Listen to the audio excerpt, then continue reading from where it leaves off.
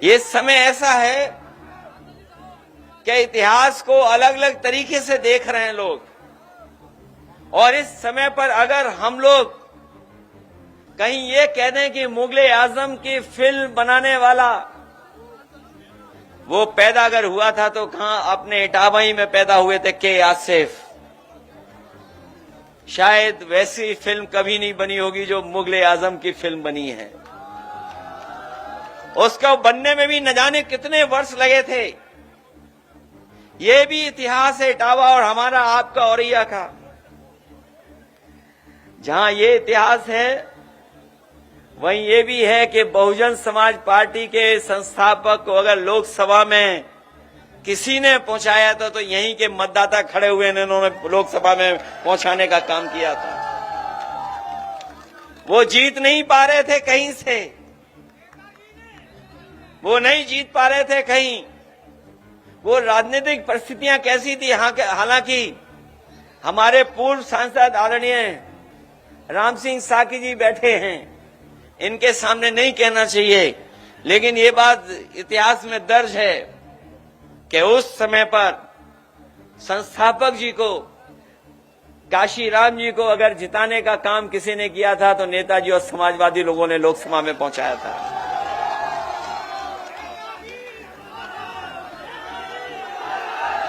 ये भी एक इटावा और औरैया का इतिहास है, जहां पर डाकू होते थे, जाने क्या क्या इतिहास था वहां पर। आजकल कौन है? आजकल आवाज बब्बर शेरों की आती है। ये लाइन सफारी जो बनी है देश की पहली है, पहली लाइन सफारी है जहां पर शेर पैदा हो रहे हैं। जहां पर कभी डाकू बनते थे लोग, डाकू बनते थे, वहां पर आजकल शेर पैदा हो रहे हैं। और अभी सुनने में आया 1 महीना हुआ नहीं है 3 शेर और पैदा हो गए वहां पर। जब गोरखपुर वालों को शेर चाहिए था, गोरखपुर वालों को शेर चाहिए था, तो हमारे पत्रकार साथी जानते होंगे शेरों को किसी ने खाना खिलाया तो इटावा वालों ने खाना खिलाया था। वही शेर गए हैं गोरखपुर, और वो गोरखपुर वाले ऐसे हैं कि वो शेर को खुले में नहीं रख सकते हैं। जो गोरखपुर वाले हैं वो शेर को खुले में नहीं रख पा रहे हैं, पिंजड़े में बंद कर रखा है। लेकिन हमारी इटावा की लाइन सफारी ऐसी है जहां पिंजड़ों में नहीं रखना है, शेरों को खुले में छोड़ना है। इसलिए एक ये भी इतिहास है। इसलिए मैं आप सबसे कहना चाहता हूं कि बाबा साहब भीमराव अंबेडकर जी की आज प्रतिमा लगा करके हम लोगों को उस विचारधारा से जोड़ करके हमारे सांसद और उनके साथियों ने बहुत बड़ा काम किया है।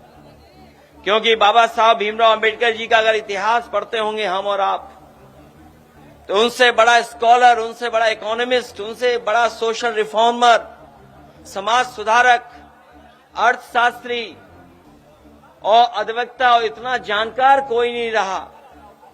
इसीलिए वो संविधान सभा के अध्यक्ष बने।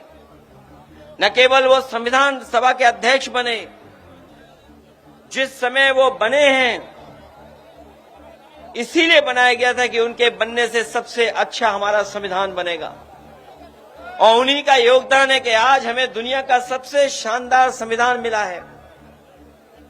वो संविधान इसलिए भी बनाने में कामयाब हुए क्योंकि उन्होंने जीवन भर भेदभाव देखा था, बचपन से लेकर के, और पूरी उम्र उन्होंने भेदभाव देखा।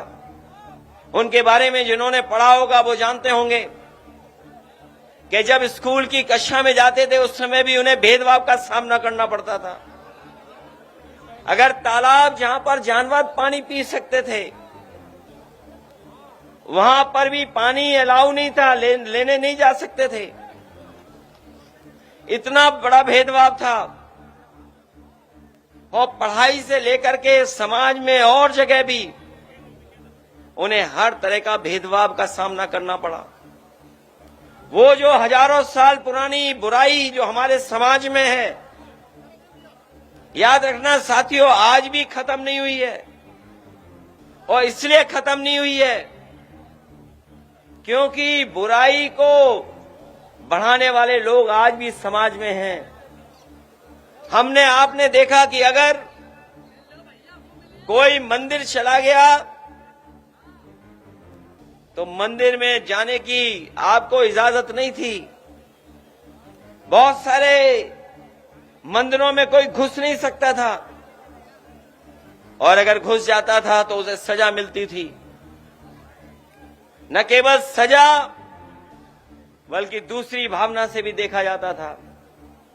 इस तरीके से आदमी को आदमी से इस तरह की घृणा करना दुनिया में कहीं नहीं देखा जाता है, केवल हमारे देश में देखा जाता है। मुझे याद है कि पिछले चुनाव में जब मैं एक मंदिर में गया और मंदिर के दर्शन कर करके जब हम लोग लौटे तो बाद में पता लगा कि भारतीय जनता पार्टी के लोगों ने उसे गंगा जल से मंदिर धुलवाया था मंदिर, जबकि वहां के पंडित जी मना कर रहे थे कि मत धोइए, ये कोई पहली बार नहीं आ रहे हैं। लेकिन भारतीय जनता पार्टी के लोगों ने मंदिर धोया। आपने अखबारों में खबरें भी पढ़ते होंगे कि एक जज साहब जब कुर्सी पर बैठे तो उन्होंने कुर्सी को गंगा जल से धुलवाया। इस तरह का भेदभाव आज भी हमें देखने को मिलता है। जिस मुख्यमंत्री आवास में न जाने कितने लोग रहे, जिस समय मायावती जी उस मुख्यमंत्री आवास में रहते थे, और जब मैं उस मुख्यमंत्री आवास में गया तो हम लोगों ने कभी गंगा जल से नहीं धुलवाया। लेकिन जब यही उत्तर प्रदेश के मुख्यमंत्री जो अपने आप स्टैम्प लगा करके योगी बन गए हैं, वो जब मुख्यमंत्री आवास में गए तो गंगा जल से मुख्यमंत्री आवास धुलाया गया था। ये भेदभाव आज भी है। मैं सोच सकता हूं, कल्पना कर सकता हूं कि अगर हम लोगों के साथ ऐसा व्यवहार हो सकता है तो और हमारे जितने बहुजन समाज के लोग हैं उनके साथ न जाने कैसा कैसा व्यवहार होता होगा। और वो हमें देखने को मिल रहा है। हमारा आरक्षण छीना जा रहा है, हम लोगों को कहीं आगे बढ़ने का मौका नहीं दिया जा रहा है। सरकारी स्कूल बंद किए जा रहे हैं, संस्थाओं में अपने लोग बैठा करके अपने लोगों का अपॉइंटमेंट किया जा रहा है। तो इस तरह का भेदभाव चल रहा है। और किसने किया था ये भेदभाव? कोई एक मन्नू महाराज आए थे,